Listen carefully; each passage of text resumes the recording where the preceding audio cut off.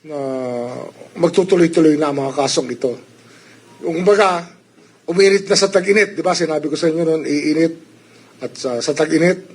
Ang ngayon, uulan ng kaso. Uulan ng kaso. Yung baha, tingnan natin. Kasi yung flood control, problema talaga yun.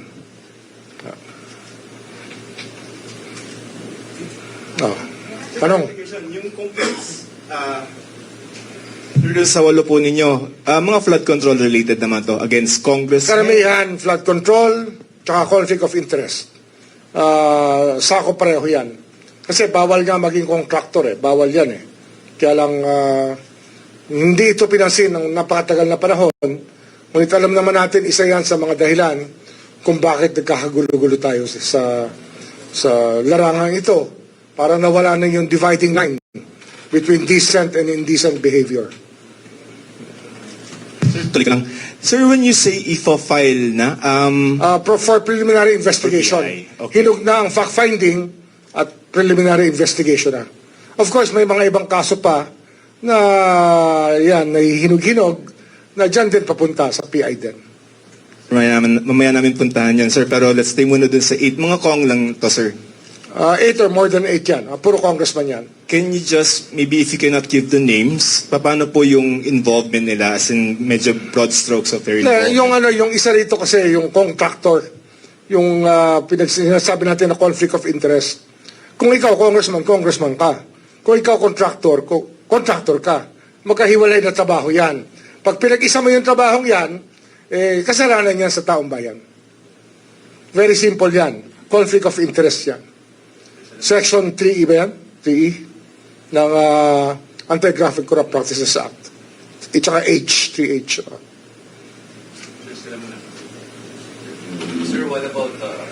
Sir, what about senators? Wala pa po. Meron din kami for PI at ipa-file na yun this week.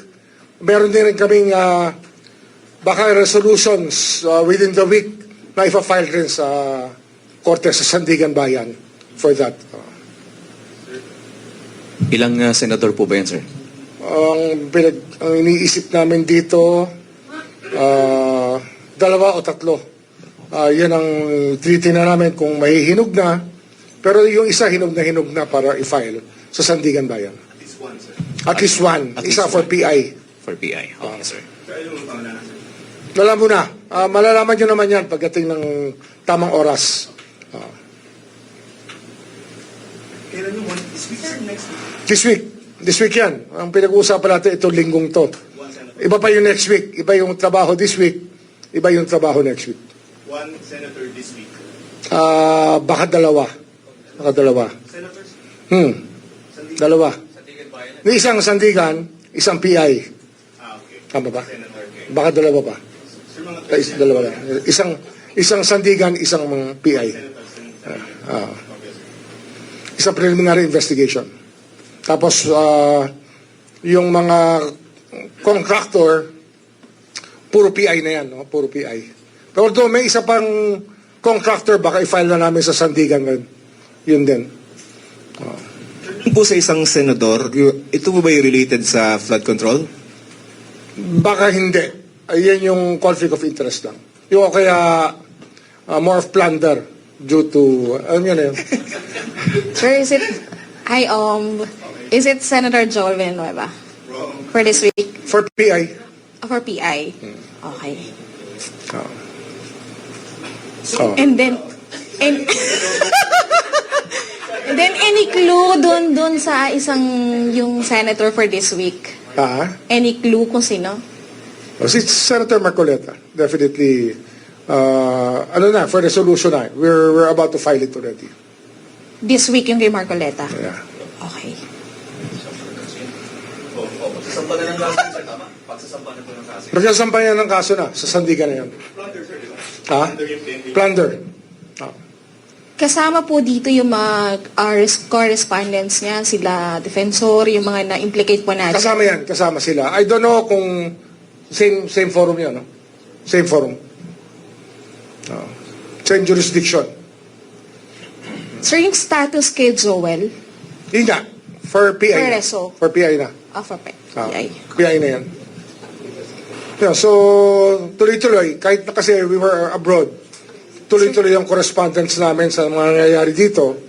Kaya, yeah, we just came here to announce that work is ongoing and we will do it. Sir, yung kay Escudero, Malapit na. Isa yan sa inaayos namin, nakasabay na ibang kasong plunder na aming pa-file within the next few days, within the next few weeks. Maybe it will take 2 to 3 weeks more for us to file cases in the courts and for preliminary investigation. PI na, naka-PI na yun, di ba? Sir, I'll stay lang with, I'll stay lang with the, At tapos ano pala, we already have a signed agreement for the cooperation of former Secretary Manuel Bunoan to be a state witness, to be a cooperating witness. We will discharge him we will ask the court to discharge him as a respondent so he can testify for us as a state witness. sir, elaboration, why? Kasi bukas, sir, may arraignment yata siya sa 5th. Yes, pero meron na kaming standing agreement. We filed already a motion to discharge him as an accused so that he can be a witness for the prosecution. Sir, elaboration lang ng why we need him as a state witness. The knowledge that he has about the whole institution is something very important to us to be able to prove many cases. There are other people who will be we will be benefiting from his testimony with regards to so many of the cases that we are filing. Okay? Sir, konti pa. Sir, pasagutin na natin ikaw. Kasi yung mga nagsasabi, una muna, binabawasan nyo yung mga minority senators sa Senate para pagdating ng, Hindi. Wala yan. We didn't even ask this to happen. All the evidence came from, where. Diba? Hindi naman namin hiningi ito mangyari eh. Pero nangyari ito, dahil motu proprio, apparently the crime was committed in open knowledge of everybody. All of you are witness to the actuations of the guy, of what he has said in public. That of course, given the sworn statements that he has executed, will actually make a case for his being charged of plunder. Nag-file na rin po ba si Mike Defensor? Ang counter nila? Both? I think so. Sir, advance ko lang ng konti yung story. Kasi si Senator Chingoy has been suspended by the Senate as per order by the Sandigan, no? Yes. So the same thing is going to happen to Senator Marcoleta? Kasi plunder, sir? Yes. It will depend on the court, of course. Okay. And then if and when the Sandigan Bayan suspends him, can he still participate? Question whether senator facing a plunder non-bailable case at the Sandigan Bayan, can they still participate in Senate proceedings? In accordance with the plunder law, they cannot anymore. Exactly. sir, update lang dun sa case conference natin, dun sa mga ex-Marines. Kasi di ba pinatawag natin sila dito? Yes. Is it for case filing na po ba yung mga... We're evaluating some of the affidavits that they have executed individually and we'll be filing these cases soon. Sir, related pa po sa mga Marines kasi I think for 4 to 6 statements might be useful to us. Sir, related din po sa mga Marines kasi po si Attorney Baligo, they're facing cyber libel cases nga po sa DOJ. And meron po siyang statement last time na sinasabi niya na i-dismiss na nga raw po ng DOJ itong mga cases kasi daw parang may conflict of interest kasi ginagamit na rin yung statements daw nila affidavit dito sa Ombudsman. And according to Attorney Baligod, kapag daw ginamit na ng Ombudsman ito, ibig sabihin daw may katotohanan yung mga statements. What happens in the DOJ stays with the DOJ. We have nothing to do with what the DOJ rules upon. Thank you, sir. Okay? Hindi, yung kay Bonoan lang uli. Sir, may kinalaman din ba ito dun sa health niya? Well, of course. His health is of concern to us, and we want to be able to perpetuate his testimony as soon as possible. Kaya nga,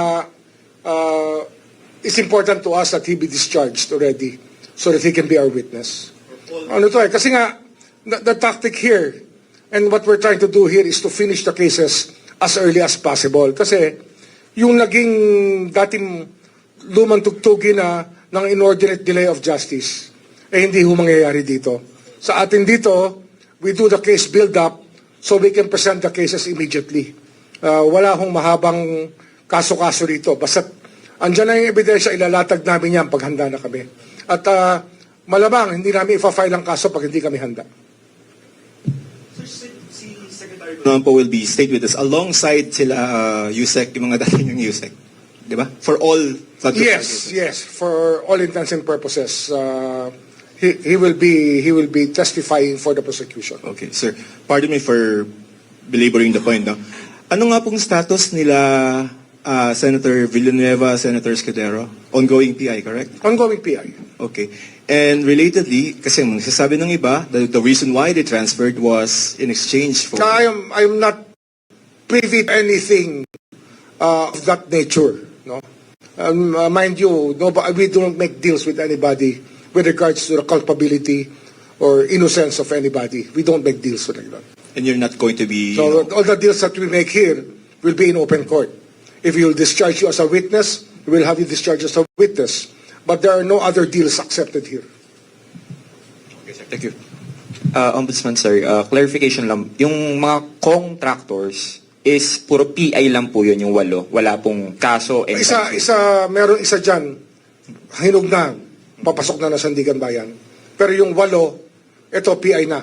PI pa lang to, no? PI pa lang. So in total po, mga Baka siyam. mahigit 8 yan, mahigit 8 yan. Okay. Mahigit 8. Ombudsman, good afternoon. Ano po yung maring naging dahilan,